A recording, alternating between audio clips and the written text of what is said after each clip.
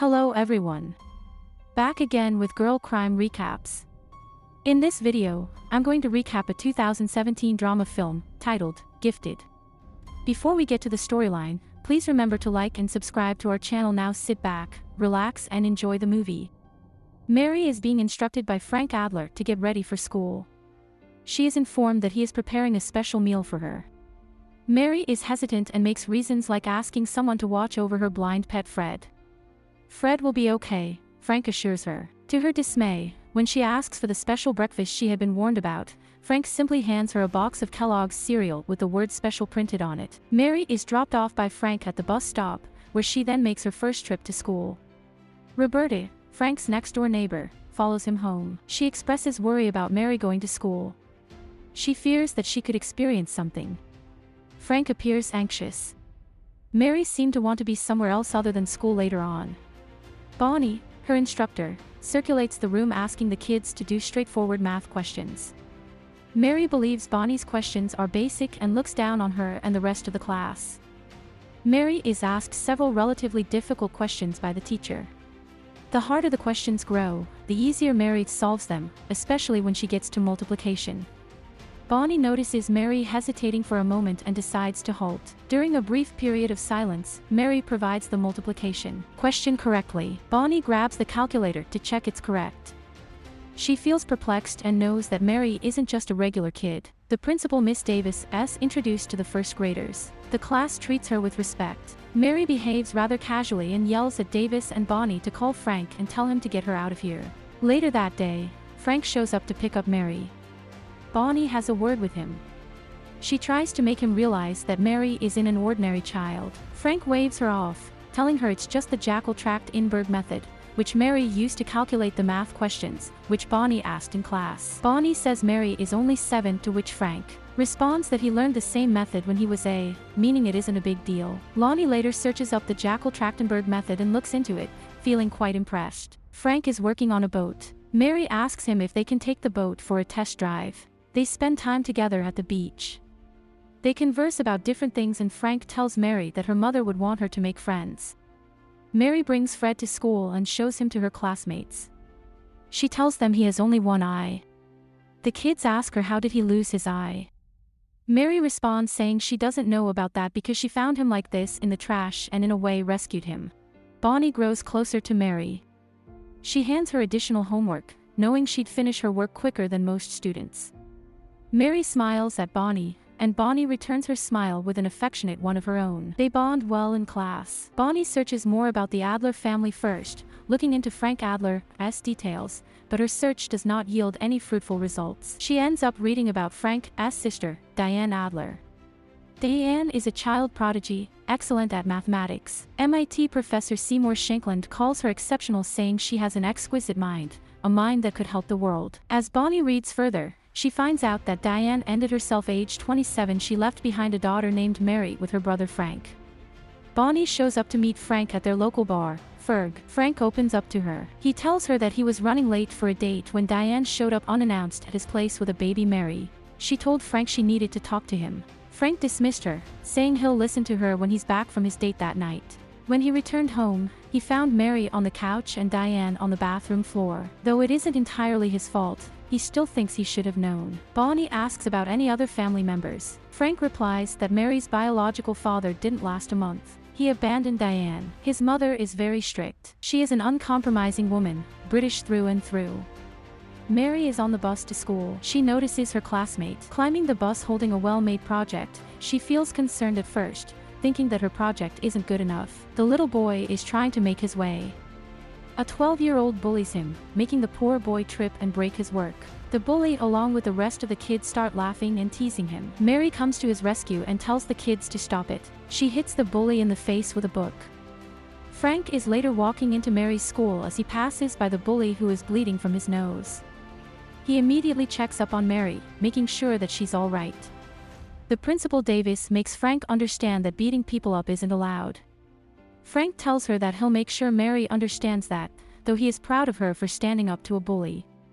principal says she would like to have Mary study at the Oaks Academy for Gifted Education, where she can be educated at a level that matches her capabilities. Frank brings up financial concerns. She guarantees a full ride scholarship for Mary. Frank turns the offer down, saying that Mary should be treated like a normal kid and sent to a regular school. Bonnie asks him if he is sure about his decision, to which he says he doesn't know. Mary apologizes to her classmates for her behavior. She and the rest of the class applaud Justin, the little boy who is her classmate, telling him that his zoo was the best art project. Frank and Mary reach home to find her grandmother Evelyn waiting at their doorstep. Evelyn brings her a fancy laptop with a book about advanced algebra by Charles Zimmer. Mary tells her with disinterest that she has already read the book and is now covering differential equations. Frank makes her thank Evelyn. Evelyn is not satisfied with Frank's living conditions and calls him out for it. Frank and Evelyn meet for lunch. She says she is concerned for Mary and wants her to live in a better environment. She warns Frank that authorities will be involved. Frank tells her that Diane would not want her to have custody of Mary. Evelyn calls Mary's mother Diane and Frank weak. She subtly tells him that this matter is going to court. Frank and Mary hang out together. She asks him questions about God and faith. He says he has his own opinion, which could be wrong, so he does not have the right to spoil her opinion. Mary mentions Roberta. He says that Roberta has faith and she loves her very much. He tells her that he knows that everyone will end up together and that's what matters in the end. Roberta proves that she cares deeply for them by appearing in court to assist Frank in obtaining custody of Mary against his mother. It becomes clear that Evelyn plans to take Mary with her to Massachusetts. Frank wants her to stay with him. Later, Frank asks Roberta to watch Mary for the night. Roberta agrees, mentioning that she is just a neighbor and not a blood relative or someone whose opinion would be valued, but she loves Mary very much. Mary spends the night at Roberta's, singing with her and having a great time. Bonnie and Frank meet at the bar. She explains to him that it was not her who leaked the information to Davis. They get closer over drinks and have interesting conversations.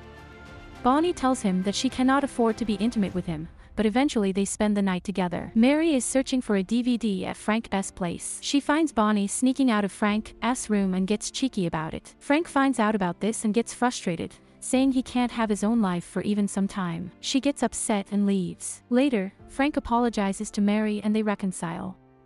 Roberta is slamming Frank for his irresponsible behavior as he checks his mail outside and finds out that Mary is going to be spending 2 days in Boston with her grandmother. When Mary visits Boston with her grandmother, she sees family photos, including pictures of her mother and grandmother when she was young. Back in Florida, Bonnie and Frank become even closer. Evelyn takes Mary to university and tells her about the 7 millennium problems. Mary has shown a picture of Gregory Perelman, who worked on the Poincare conjecture. Evelyn reminisces how Diane could have also been honored and had her picture up on the wall if she had finished solving the Navier-Stokes equation. Mary expresses her wish to be featured on the wall someday as well. She has handed a difficult equation to solve by Professor Shanklin. After noticing that she is unable to solve it for quite some time, he tells Evelyn maybe Mary isn't that capable after all. Evelyn is walking furiously with her, regretting coming to Shanklin in the first place, when Mary tells her that the equation was wrong and hence unsolvable. They head back to Shanklin and the equation is corrected by Mary. She solves it till the end, leaving Shanklin feeling overwhelmed when they are back home. Mary tells Frank that although Evelyn is nice, she does not want to live with her. He promises her that she will not go anywhere. Mary meets a social worker, Pat, who asks her different questions about her life. Mary mentions watching Ultimate Fighting with Frank. She also tells her that he promised to keep her around and that he's a good guy. Pat asks her why she thinks that, to which she responds that Frank wanted her since the beginning. Mary's biological father is brought to court. Wants Evelyn to have Mary's custody. Mary's father is embarrassed by Frank's attorney, who makes him realize that he doesn't even know his daughter's middle name and he has never seen her in real life. Frank wins this round in court. He walks her to her car. She tells him that she doesn't like being at odds with her son. Frank says they've always been at odds. Mary locks herself in, cries hysterically because her deadbeat father does not come to see her while he is in town. Later, Frank drives to the hospital with Mary and Roberta. They wait together for the birth of a baby boy. Frank tells Mary that she was born just like this and that everyone was ecstatic about her birth. He tells her that he broke the news of Mary's birth to everyone. Mary celebrates happily with the families in the hospital.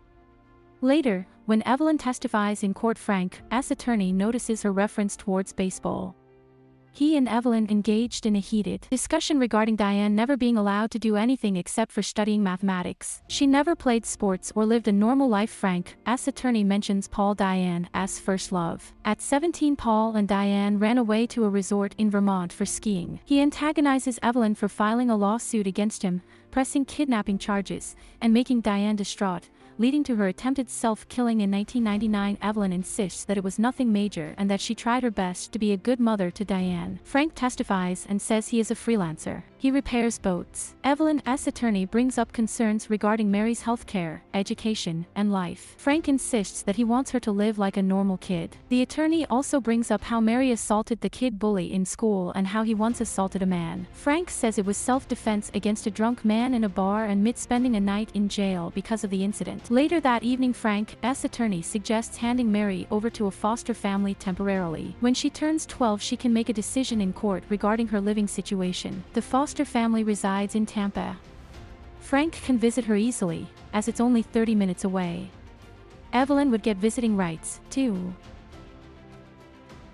Feeling out of options, he sends Mary off to live in Tampa. She doesn't take it easy. She cries and begs Frank not to leave her alone, reminding him that he promised he wouldn't leave her. Roberta and Frank grieve over Mary's absence. Later, Frank tells Bonnie that he thought about handing Mary over to child services many times, but could never let her go. He blames himself for the mess. He tries to visit Mary, but is told by the foster father that she doesn't want to see him. Frank is heartbroken. Roberta comforts him. Bonnie notices a poster of adoptable pets with Fred's picture on it. She sends it to Frank, who frantically drives over to Animal Services and manages to save Fred along with 2 other cats. Evelyn is the one who put Fred up for adoption in the first place. Frank and Roberta rushed to visit Mary and succeeded in getting her back. When Frank shows Evelyn the documents proving that Diane did in fact finish the proof for the Navier-Stokes equation, he tells Evelyn that Diane wanted this to be published after her mother's death. She is shocked, meaning Evelyn did suppress Diane's wishes. Frank and Mary end up reconciling and are more than happy to be together as they drive off with Roberta. Evelyn looks at the tear-stained notes with doodles sketched on them and starts crying. She calls MIT and gets in contact with Shanklin. Mary attends university, after which Frank picks her up. They talk in the car. He hands her a book by René Desjardins about existence. She jokes with him about it. Frank drops her off at the park, where she joins other Girl Scouts and plays with them happily. Frank smiles warmly in the distance at Bonnie. You guys are fantastic if you have seen this far in the video. Thanks for watching. If our girl crime recaps amuse you, please remember to ring the notification bell and the subscribe button. Thank you.